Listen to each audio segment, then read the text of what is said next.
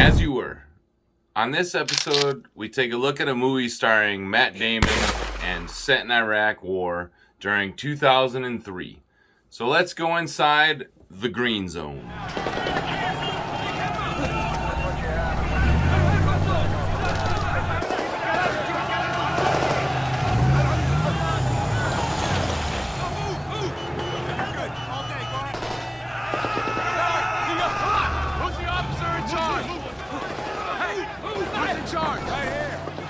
Chief Miller, Matt Damon. What the fuck are all these looters doing here? This is a WMD site. This is a high priority site. In 2003 in Iraq, I was in the Green Zone. Looters were definitely all over in our sector of Baghdad. Our job was to stop it and restore the peace. It also wasn't uncommon to see units with Humvees, no doors, since we didn't have all the up-armored vehicles yet. What's the source? Well, it's a human source intel, but it's solid. It's current as of 0400. Was it the same source we've been using on every site we've hit on the way up here? We rolled a donut. Chief, how about we do this? Let's talk offline. Give me a list of the places where you went and the grids, and we'll make sure that you had the right information written down and that you went to the right places, okay? Captain, the issue isn't the grid, sir. The issue is that there's nothing there. HUMINT stands for Human Intelligence. A lot of our sources were from Iraqi civilians that just wanted to help. Sometimes the intel was good, and sometimes not. After some failing missions and wrong locations, and you know which ones to trust.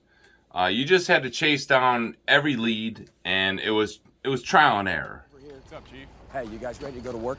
Oh yeah, Chief. Chief, let me talk to you, please. What? Chief, our mission is here. You want to sit around and dig holes all day? I want to get something done. All right, here's the situation. This Iraqi just showed up with information that about 2 or 3K west of here, there's a meeting taking place right now, possible high-value targets involved. So I want to move on it. So this is one of those Hollywood cliches that doesn't happen in the real army. Do you know how many times I would have liked to ignore my orders? But you just can't do that. If soldiers went rogue in real life, as much as they do in Hollywood, it would be complete chaos. If you don't like your orders, too bad. Suck it up, Buttercup, and get back to doing your job. Give me some more beers. Oh, shit.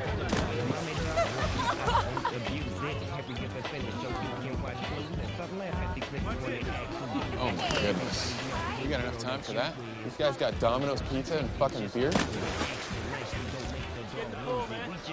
Sergeant Gray, I gotta go talk to this guy, so y'all are on your own for a little while. Roger that. Well, since I was living in the Green Zone, I have been to the Republican Palace. They got the buildings right, like the palace with Saddam's 4 heads on the corners. But it definitely wasn't a frat party with everyone drinking Mai Tais and sunning themselves at the pool. This scene is definitely taking some liberties with realism.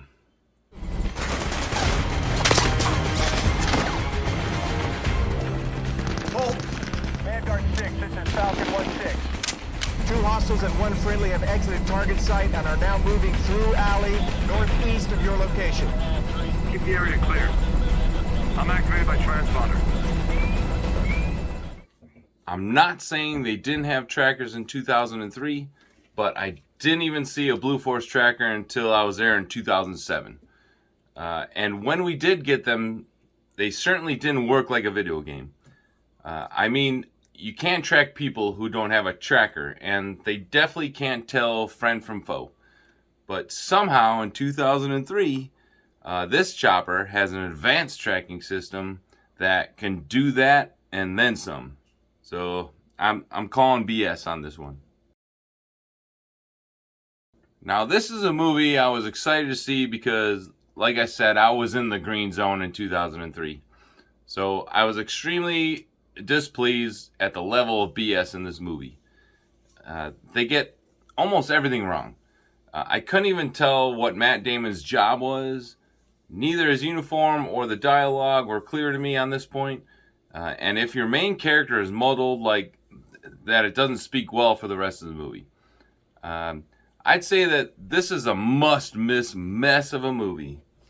Thanks for watching. Until next time, you're dismissed.